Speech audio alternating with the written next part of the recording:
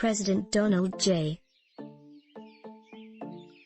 Trump reacts after delivering his acceptance speech on the final night of the Republican National Convention on the South Lawn of the White House in Washington, D.C., USA, the 27th of August 2020. EPAF/Jimelo Scalzo. The moral measure of Donald Trump has been weighed, measured, and found wanting.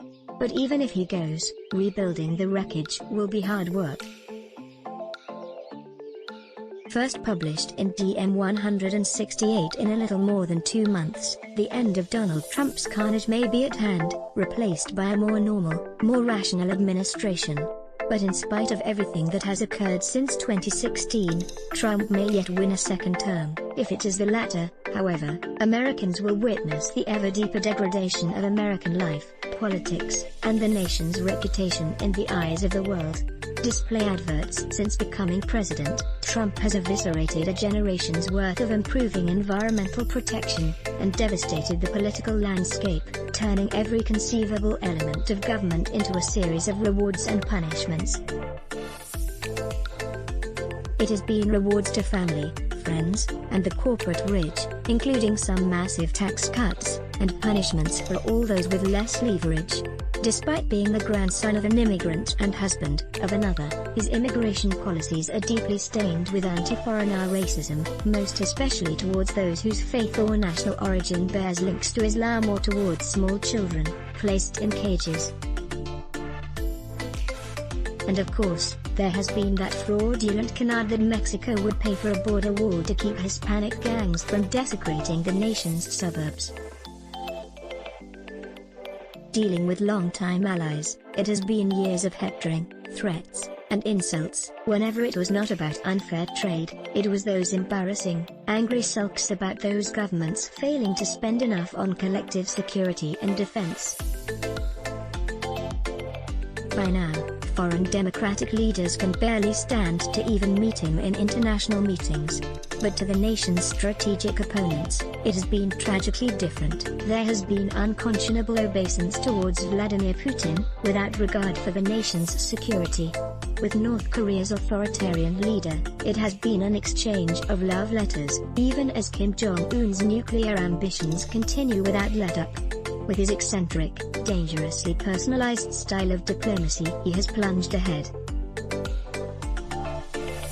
First trying to entice Chinese ruler Xi Jinping with the best chocolate cake ever, then following up with threats, punitive trade tariffs on imports, paid by Americans, shambolic negotiations of trade agreements, then still more tariffs, but never once condemning Chinese violations of human rights.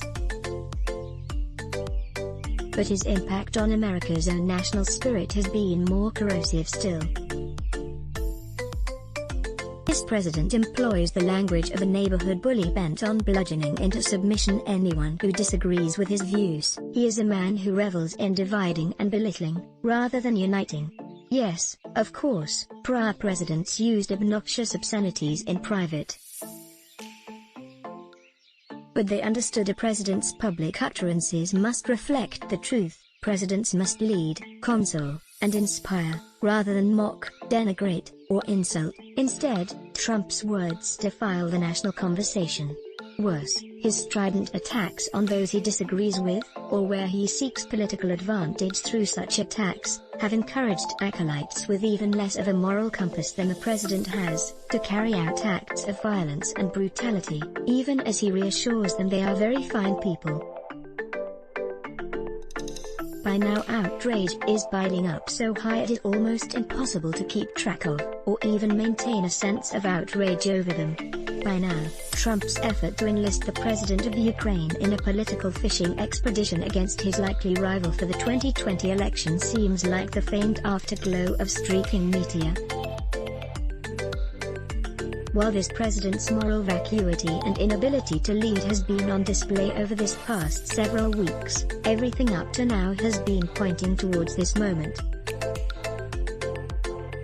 Responding to an epidemic that will soon enough have killed 200,000 Americans and infected millions more, after first insisting it would be over by spring, and even as his lackeys proclaimed that the worst is over, the president's judgment has been, "It is what it is."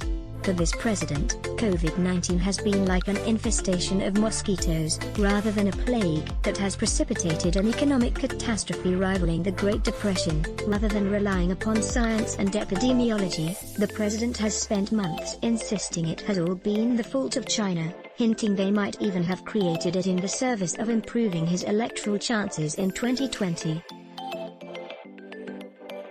In times of crisis, any other national leader would have addressed the nation, taken it into his confidence, and explained how challenging this pandemic is, but giving assurances the government is hard at work, despite the challenges.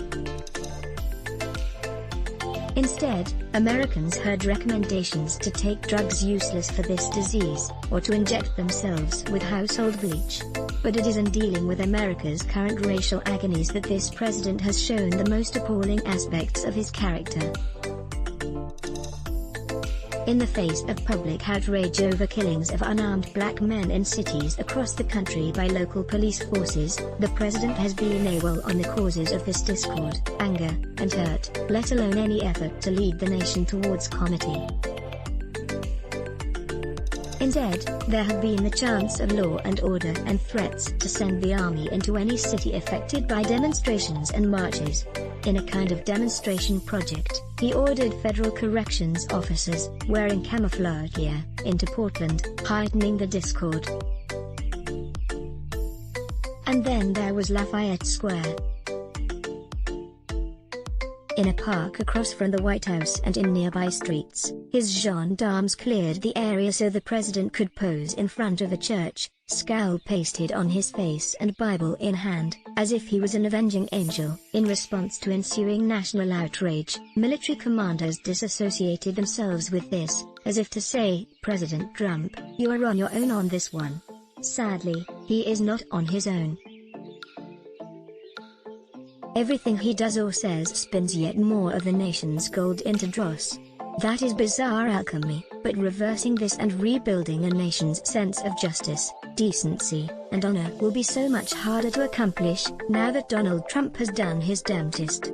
DMJ Brooks Spector. Let's block ads. Why? Show your love for him. Click the link in description. Thanks for watching.